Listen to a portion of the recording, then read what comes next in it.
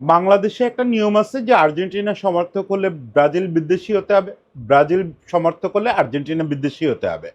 সেই নিয়ম অনুযায়ী ব্রাজিল হেরে গেলে, ব্রাজিল আগে আগে বিদায় নিলে আর্জেন্টিনা সমর্থক হিসেবে আমার খুশি হওয়ার কথা। আমি খুশি হচ্ছিও। কিন্তু এই আর্জেন্টিনা সমর্থক ছাড়াও তো আমার একটা সত্তা আছে। আমি শেষ পর্যন্ত তো ফুটবল সমর্থক। আমি শেষ পর্যন্ত চাই যে ফুটবলটা বিউটিফুলি টিকে থাক। সেই বিউটিফুলি টিকে থাকার জন্য ব্রাজিলকে খুব দরকার।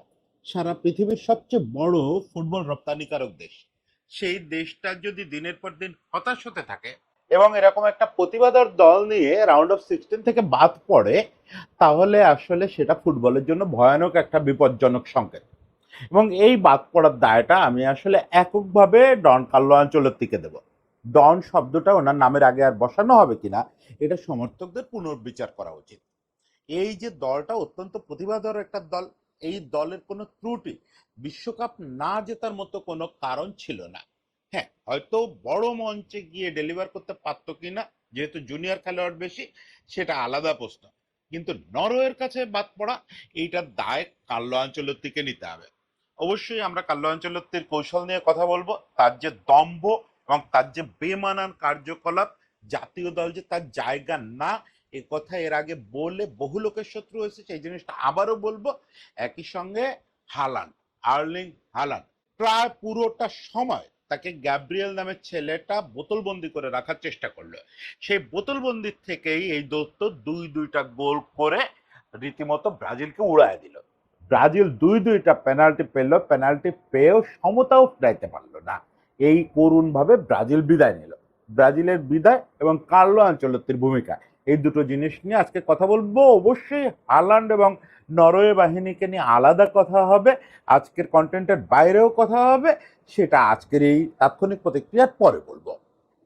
আজকে প্রথম হাফের খেলা থেকেই ব্রাজিলকে মনে হয়েছে যে ব্রাজিল প্রথম ম্যাচগুলো যদিও বা কিছু ক্লু ছিল, আজকের ম্যাচে কোনো ক্লু নাই। পাকুইতা নাই, মানে ম্যাচে কোনো ক্লুই নাই। এই সিচুয়েশন পাকুইতা যে নাও থাকতে পারে, পাকুইতার আসলে বদলিত হওয়ার কথা। নেইমারের এখন, নেইমার নিশ্চয়ই 90 মিনিট খেলার মতো ফিট না। তাহলে আর কোনো নাম্বার 10 নাই ব্রাজিল টিমে? আমি জানি না।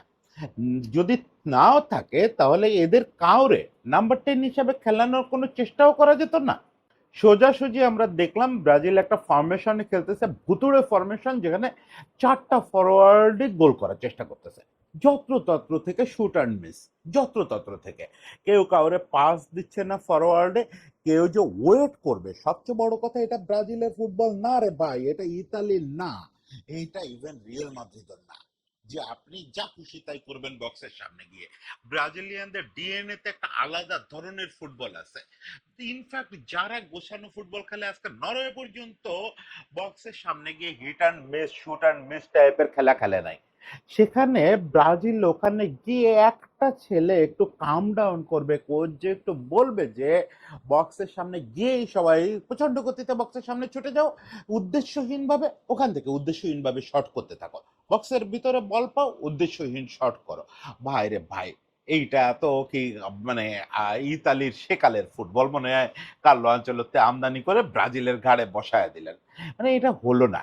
ব্রাজিলের ডিফেন্স আমার মনে হয় যথেষ্ট ভালো খেলছে এবং অ্যালিসনরে রীতিমতো 10 বার স্যালুট করা উচিত, নাহলে তো ফার্স্ট হাফেই আরো একাধিক গোল হয়ে যেত। ওডেগার্ডের যে গোল, সে যে শট সে ঠেকাইছে, এটা তো নিঃসন্দেহে গোল। হালান্ডেরও একটা ট্রাই, বেশ ভালো ট্রাই ছিল, সেটা ঠেকাইছে ফার্স্ট হাফে। ইয়েও